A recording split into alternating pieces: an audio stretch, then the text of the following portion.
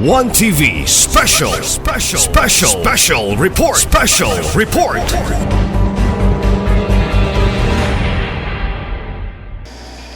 Katora, unsa man to? Naamoy inspection. Yes, Your Honor. Inspection may sa high pressure ba yung kuan, yung hydrant or low pressure ba? This is ongoing. Yearly, Your Honor, Only yearly. Okay, ay lahat pong kung ano ng kung sa may mga damage nga para pailisan sa prime. Okay. Okay, ilam na i-take note ang remarks nga para mailisan ang mga damage nga kuan then ug atoy nag-low pressure. So mao toy kuan sa i-endorse na mo sa among partner to kuan repair ba or high pressure. Okay, sige. So, Fire Inspector, I think an updated report as to the status of the fire hydrants that we have in the city would be very much appreciated. I mean, not only with the upcoming the next meeting that we have for the next semester, but rather immediately, at least within the month, so that we could forward it also from our end. Thank you. Anything further? Yes, Sir Richard. Ako sa i-congratulate si Inspector being the new Fire Marshal of Usami City. I think taga Usami sa Buga, sir. Okay, thank you. Ang akong question, sir, is about the implementation of the newly launched BFP FSES, no? In the issuance of the FSEC. Yes, right? So I'd like to ask you if na-implement na ba ni sa Usami City? Yes, sir. It was implemented, sir, 100%, sir. So during the processes of our certificates, ginagamit na yun ang FSIS, sir, Fire Safety Inspection System. Okay, thank you kay gina-monitor mo gud ba? In fact nakadawat ta og advisory sa ASEC Lanete nga ipa-implement na. Now that I know, thank you. Thank you, Yes, Mr. sir. Chair. Thank you, sir. Anything further? So hearing none, we'll proceed now. Thank you, Fire Marshal Cortez. No, we'll proceed now to the Bureau of Jail Management and Penology. Major Iblas. To our Honorable Mayor, Attorney Sam Norman Fuentes, members of Peace and Order Council, Drug Abuse Council, and City Risk Reduction and Management Council. For the BGMP accomplishment updates and plans, next please. BGMP Usami has a personnel of 63, and our present person deprived of liberty are 203 for the male dormitory. Next please. For the first quarter, we have a commitment of 55 PDLs and release of 27 and transferred insular prisoners to Davao Penal Colony 5. For the second quarter, we have 42 commit, 71 release, and 14 were transferred to Davao Penal Colony. Next please. For our activities, we have a joint Greyhound operation with the PNP, joint Greyhound operation with PDEA, search and seizure operations with PDEA, yielded no illegal drugs and paraphernalia, quarterly drug testing, all collected specimen yielded negative result. This drug testing was conducted to PDL and all personnel. We also have our BIDA program, awareness education, and the Kiki-Diki. Next please. Next please.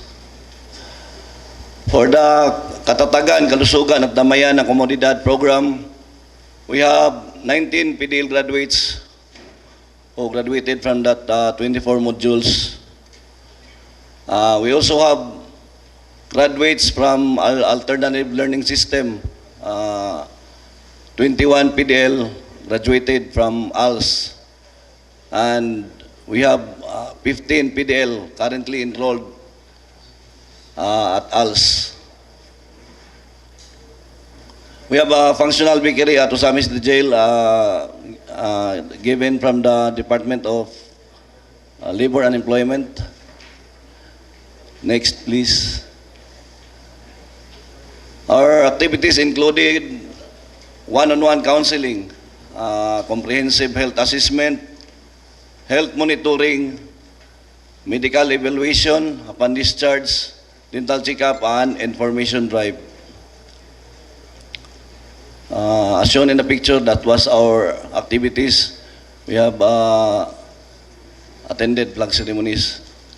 Next, please. For the plans, we will request from the City Council an ordinance prescribing a fee for issuance of certificate of detention for inmates confined in BGNP manned jail facility.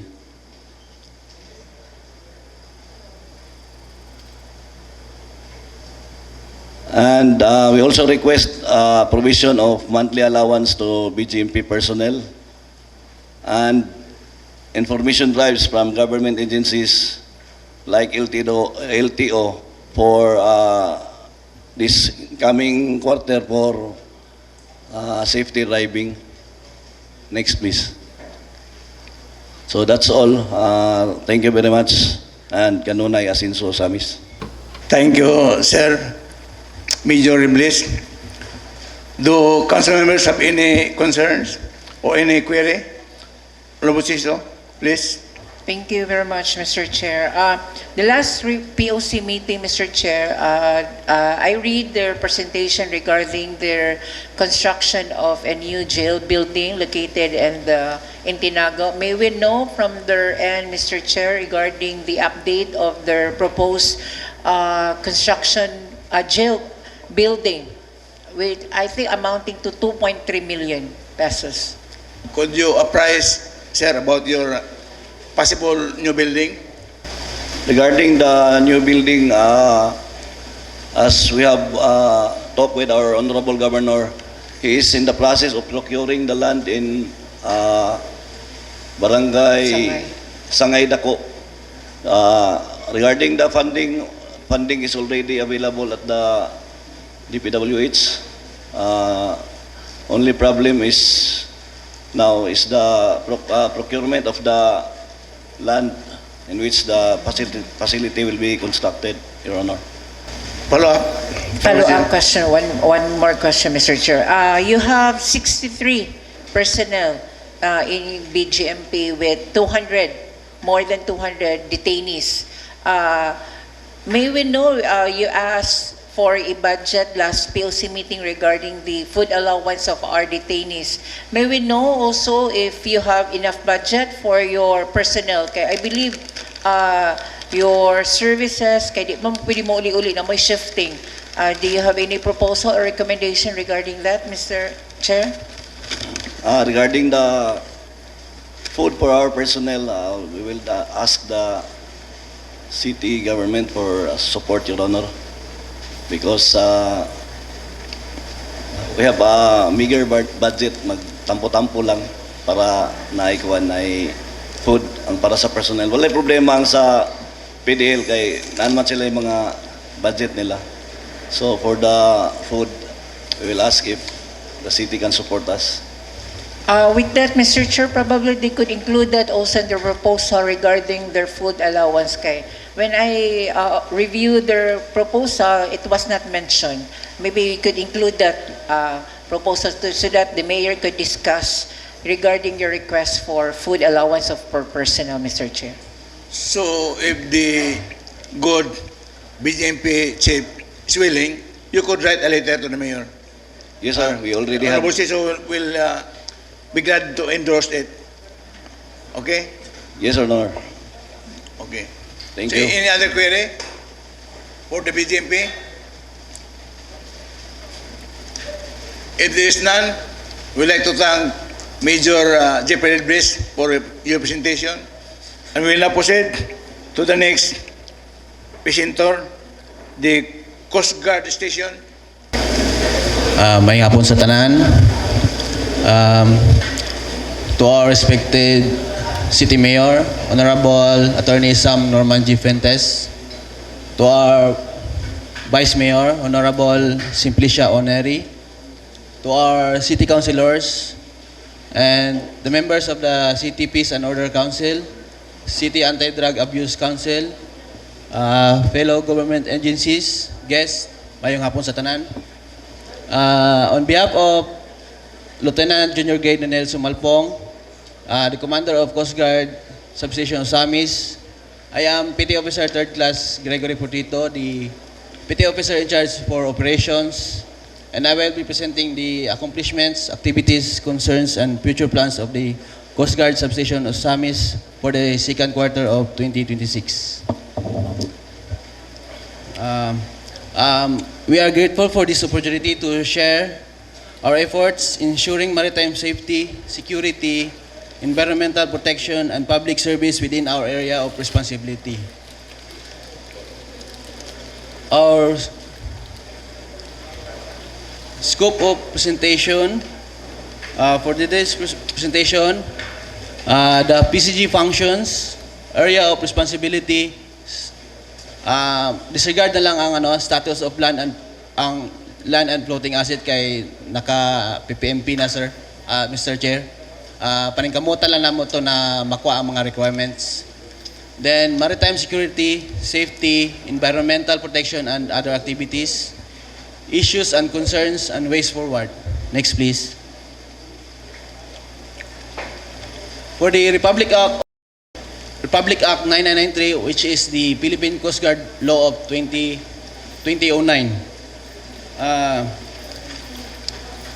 Among our functions, two of our major responsibilities are conducting inspections of vessels before departure to ensure safety and compliance with maritime regulations, and conducting search and rescue operations for personnel and vessels in distress. Next, please. These are our PCG core functions. The maritime safety, maritime search and rescue, maritime law enforcement, marine environmental protection, and maritime security. Next, please. Our area of responsibility, the Coast Guard Substation Osamis covers one Coast Guard substation located at Barangay Baybay, Triunfo, Osamis City, one port, one lighthouse located at Kota Fort, and 12 coastal barangays, which is Barangay Malaubang, Dunya Consuelo, San Antonio, Barangay Bungbong, Pulot, Dimalona, Diguan, Katadman, Tabid, Sinosa, Bilya, and Maningkol. Next, please. For maritime security, from March 13 to present, we conducted foot patrol, motorcycle patrol 45, seaborne patrol 8 times, Baywatch 18 times, and K9 paneling, which is 76 times. Next, please. For maritime safety, from March 13 to present, we conducted pre-departure inspection for passenger vessel 155 times, cargo vessel 30 times, barge or Roro 75 times, and tanker once. Next, please. For marine environmental protection and other activities, from March 13 to present, we conducted coastal cleanup 8 times and feeding program twice. Next, please.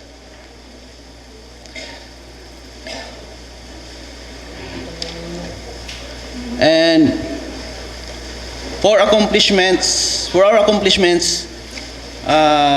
the emergency response training, one of our major accomplishment was the successful facilitation of a 4-day emergency response training program. This was conducted in coordination with the CDRMO Osamis, Bureau of Fire Protection, and Barangay Malaubang officials. Next, please. And Uh, we also actively participated in the Brigada Escuela. Next, please.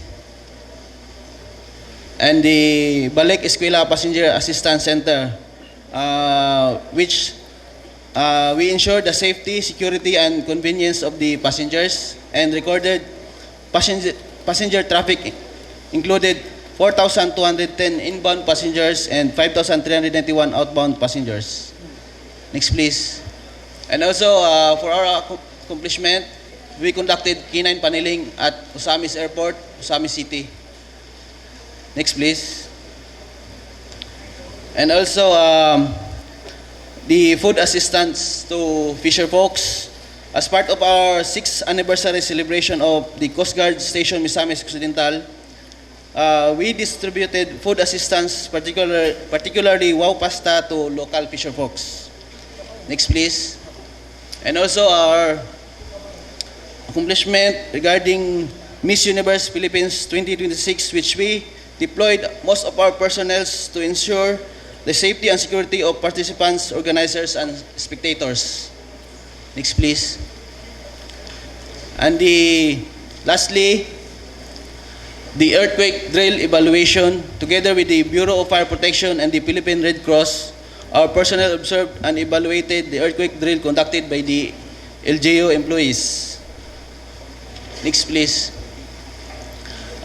Disregard na lang yung Mr. Chair, yung sa land and floating asset kasi meron ng PPMP.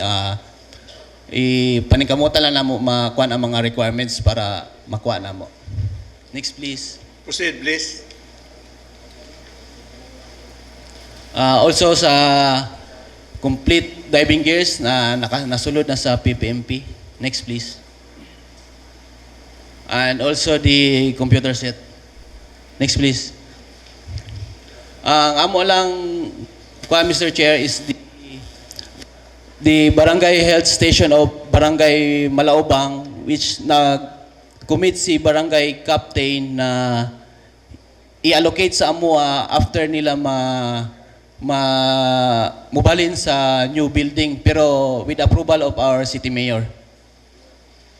Next, please.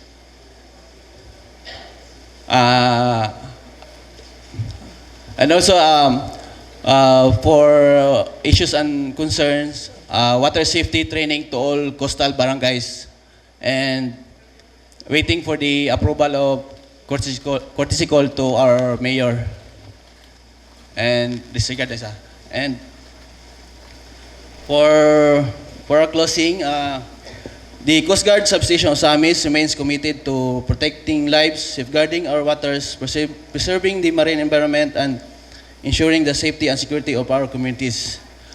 Despite the challenges and limited resources, we continue to perform our duties with dedication, professionalism, and integrity. On behalf of the Coast Guard Substation Osamis, thank you for your continued support and partnership. Daghang salamat, and may God bless us all. Thank you. Thank you, sir, as well for your presentation. Joint council members, do you have any query or any concerns that you can raise for the Coast Guard substation of San City? Sir Persing, please, you have the floor. Can I give microphone to Sir Persing? Okay. I'm Pershing Danqueto Jr. of the Osamis Chamber of Commerce. Your Honor, I would like to ask from the Coast Guard the area of their area of responsibility. You may respond, sir. EOR. Mr. Chair, our area of responsibility is only the city of Osamis. Sa pagkakaroon, ang Tanggob na naman po ilang area dito, lain na po itong substation. So ang AMUA is area of Osamis lang. Okay. Do you have a follow-up, sir? Sir Persing? Okay na? What are the boundaries of area of responsibility in Osamis? Kaya naman ta sa dagat mo, no? Di man ta sa Mala. Yes, sir. Sa pagkaroon sa diri to banda sa Barangay San Antonio and diri banda sa Pulot Oh, Sinusa Plaza. I think covered ang ilang iwar sa Osamis nga area ra. Sa amis area na coastal areas. Okay. So, any other questions, query, or concerns? I guess there is none, no more. Thank you, sir, for your presentation. Thank you, Mr. Chair. And we'll now proceed to the next presenter. We call on the Maritime Police. Sir, proceed when ready, sir. You have the floor. Yeah, thank you, sir. To our presiding chairman, Attorney Mars Tapayan, and the rest of the members of the City Council of Osamis, department heads, sa tanang aniya karon mayong hapon kanatong tanan. May hapon. Sir, for the report of the Misamis Occidental Maritime Police Station, this is the scope of my presentation. Operational accomplishment, programs and activities, issues and concerns, and recommendations. Next, sir. This is our operational accomplishment, sir, for covering the period January 2026 to present. First is the Republic Act 10654, which is the illegal, unreported, and unregulated fishing, sir. Basically, sir, gitawag na mo illegal fishing na, sir. With this accomplishment, we have a total of 7 accomplishments wherein we have 5 lead operations, 1 surrendered, and 1 abandoned. Next is the sir.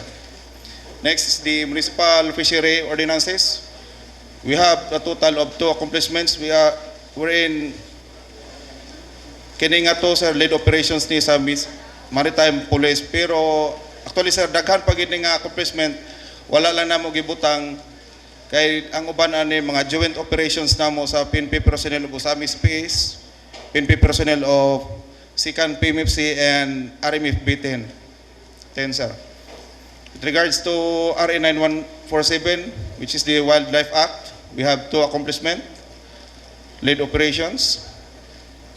With regards to Forestry Code, which is the PAD 705, we have 1 lead operation. And with regards to RA 9165, sir, we have 5 joint operations. Kini nga joint operations, sir, ang nag-lead gid ni ang PNP personnel of Osamis CPS. Pero actually, sir, kini tanang na accomplishment na hitabo lang ni within Osamis City. Considering nga ang Misamis Occidental Maritime Police Station nag-cover within the province of Misamis Occidental. With regards to enforcement of anti-smuggling and other related laws, sir, specifically the accomplishment on cigarette smuggling, we have a one joint operation together with the PNP personnel of Osamis CPA, sir. And we have 1 lead operation, which is the accomplishment regarding provincial ordinance number 31-22, sir, section 19, paragraph 13, which is the transporting and extracting of quarry resources without delivery receipt, sir. And with regards to arrest of wanted persons, we have 1 accomplishment with regards to most wanted person, sir. Kini nga wanted person rank number 1 city level and rank number 9 provincial level. And we have a total of 8 accomplishment regarding other wanted persons, sir. Next, sir. Our programs and activities. Our office, with regards to this, sir, our Maritime Police also conduct routine seaborne patrol operations, conduct routine mobile patrol operations, provide assistance during natural disasters and emergency situations, and engaging coastal communities through coastal patrolling, conduct of coastal cleanup, and mangrove planting in coordination with LGUs and other law enforcement agencies, sir. Next, sir. This is our issues, concerns, and recommendations, sir. Until now, sir, we are still temporarily occupying a space for Maritime Police Station at Barangay Carmen Annex, sir, Osamis City. And our recommendation, sir, request proposal for a permanent provincial office of Misamis Occidental Maritime Police Station, sir. That's all for the Maritime Police, sir. Daghan kayong salamat. Thank you, sir. Your report of the accomplishments of your operations, sa amin lang to. Yes, sir. But you are is the province. Within the province of Misamis Occidental, sir. Pero yung report din mo sa amin lang. Yes, sir. So yung Specifically, opisina sir. nasa Carmen Annex, Yes, sir. and I remembered na ito reklamo nga nakababag nga ang fire truck sa inyong opisina. Ang amo ang patrol, ang amo ang mobile patrol, sir, Inyong patron. nakaali daw, sir, sa corner sa dalan, sir. Pero gihatagan na mo aksyon na to, sir. Nasolbad na to nga problema. Among gibante ang among patrol car, sir, sa unahan pagi, sir, para dili na makabalda, sir. Actually nahitabo to, sir, last year pa to, sir, nga reklamo, sir, according sa akong mga kauban, sir. Okay. Did you not ask the province to provide you with an office? Or nanakay recommendation sa mayor nga opisina? Actually, sir, napadala namig later, sir, nga ma-transfer may say bisag temporary lang gihapon, sir, kay di man gyud ingon nga sayon ang pag-provide gyud og permanent. Later to where? The province? Di ko, sir, napadala mig later ni Mayor Sam, sir. Ni Mayor Sam. Yes, sir. Wala pa respond. Actually, sir, naanay gi-propose dito sa barangay. Ito nga barangay?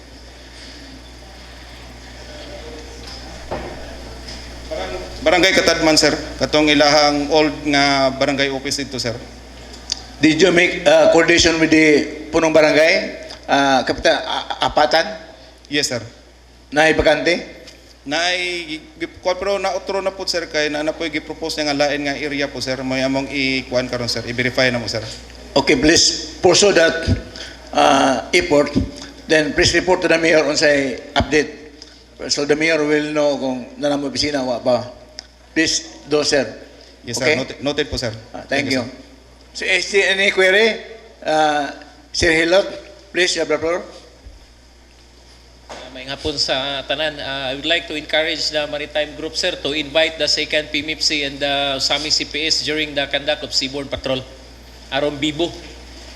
Oh, sir, please invite the Second PMC and Osamis CPS sa iyong conduct sa patrol.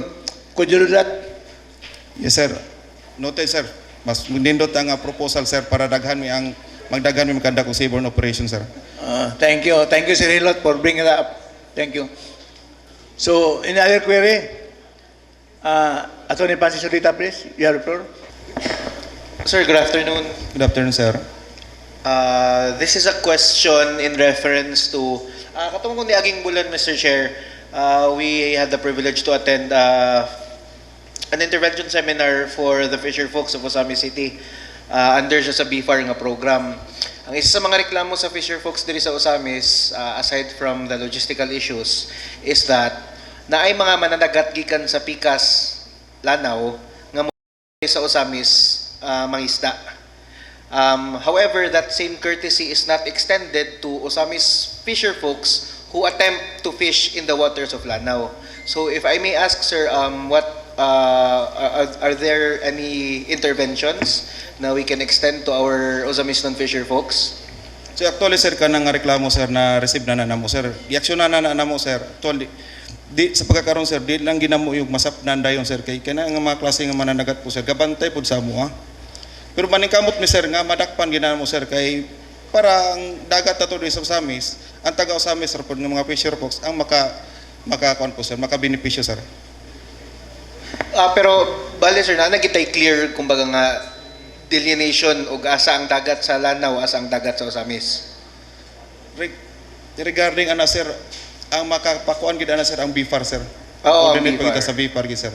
Pero kanang reklamo nga nagkuan sila di, sir, amo na nang giaksyonan, sir. Padayon na mo na nga giaksyonan, sir. Nga ginabantayan. Atol nga dakpan na sila, sir. Thank you, sir. Thank you. Thank you, sir. Okay, we now proceed to Honorable Ciso. Thank you very much, Mr. Chair. I'd just like to make clear kanang manifestation regarding sa manifest ni Attorney Solita regarding katubitang sa fisher folks na nga problem. I have encountered a particular issue with that, Mr. Chair. Like, kining sa pulot, naagid tay mga taga-Uzamis gyud nga mga fisher folks nga managat. Sakto tong giingon nga kung maabot sila glanaw, especially kanang ato ang bitang kay laya man gyud ang kasagaraan bitang produce sa ato ang panggilbe, maabot sila panguha dito sa lanaw mo nang dakpon sila. Pero kining taga Lanao, Mr. Chair, naagid sila yung resident, naagid sila yung urag naminyo silang taga-pulot. Dayon kanang kung naay encounter nga kanang dakpon sila, tagalana gid sa pero but because na sila yung relationship sa taga-pulot, ilabang parinti, ilang igagaw, mo claim sila nga taga-Usami sila. So, naagi instances nga di sila madakop kay maka-identify man ka sila nga resident sila Uzamis, pero in fact, tagalana gid sila. So, probably we could come up with a list at ang isubmit ni Marine Police nga kaning taga-Uzamis ra gyud nga identified nga taga-Uzamis mao ra gyud ni ang pwede nga makagamit sa atong mga waters. Kung wala ganing sa list and di mo claim sila, probably mo na natong suspecting nga di gina sila taga-Uzamis and then subject for sa violations. So probably we could request our BFAR to come up with a list kung kinsa gi official nga taga-Uzamis, kinsa resident sa Uzamis, o kinsa pwede ra managat sa Uzamis. Kay with that, ato nang mapugnan kay galana mo claim po nga taga-Uzamis sila nga without proof bitaw, Mr. Chair, nga official list nga kita taga-Uzamis gina sila kay mag-link-link din nga ako man ang parinti si Kuan igagan ako si Kuan nakamana. So mo na ato ang solution siguro ana, Mr. Chair. I assume ang nailist sa mga fisher folks are the Bureau of Fisheries? No? Wala ba din ang Bureau of Fisheries? Namin list, sir? City Agriculture? Could you submit a listing to the Maritime Police na listing sa fisher folks of Summit City? Could you submit a listing to the Maritime Police para Maritime Police will be guided accordingly? Hello. So, good afternoon, Mr. Chair. Good afternoon sa tanan. Regarding nagkandak pa man po mi o kamulo pa mi o registration sa mga fisher folks. After kung mahuman na dito tanan og register na mo, with the coordination, sige man dyan may kaktori ni sir, mag-istorya man dyan may anin niya. So nag-coordinate na may kabahin sa mga illegal fishing ana. So mahuman na to na mo og registration sa mga fisher folks, maghatag man po mi og list dito paingon sa taga Maritime together with the VFAR para makuan po na mo kay kaniligay mo reklamo mo po si sir, dagan man po mo reklamo sa kuha kabahin sa mga illegal fishing. Si sir ramang ko'y gibantayan pod. Munang kami pod maglisod pod mi kay ang Police Maritime man jud mo dakop man jud pod ana. So nag-coordinate nami actually na may mga list among gipanghatag sila ha kung kinsa la pod to ang ato apong kung mahuman na jud to ang ato ang registration sa by July mahuman na jud to ang registration nato sa mga fisher folks sa ilang mga bangka. Then naman po na siya mga insurances kung sa mga mahitabo sa ato mga fisher folks. So ato alam magudana is dako man jud kay contradict jud kay ana kabahin sa ato ang fisher folks sa Uzamis mo mangisda sa laing lugar. Kana siya na senaryo dugay na jud kay na siya kay dili man pud nato mapugnan na sila kay nangita man pud na sila og panghinabuhian sa kagamay sa atong coastal areas. Kung atong basihan ang coastal areas, kung atong jurisdiction within Uzamis City, kung atong basihan ang 15 kilometers, musungko na taong layo na kay tanan. So lisod jud kayo na siya kay bisag sa Uzamis City dili naman jud siya moabot, bisag sa Lanao moabot pa man gay sa laing lugar pa jud layo sila maabtan. Mo nang diri sa Uzamis minus jud kay pong ang mga isda na pod, mo nang moagto sila laing pangisda na pod sa laing lugar. Kay kung ang atong basihan jud sa ordinances is ang mangisda ra jud pwede diri sa Uzamis City, within Uzamis City ra jud sila.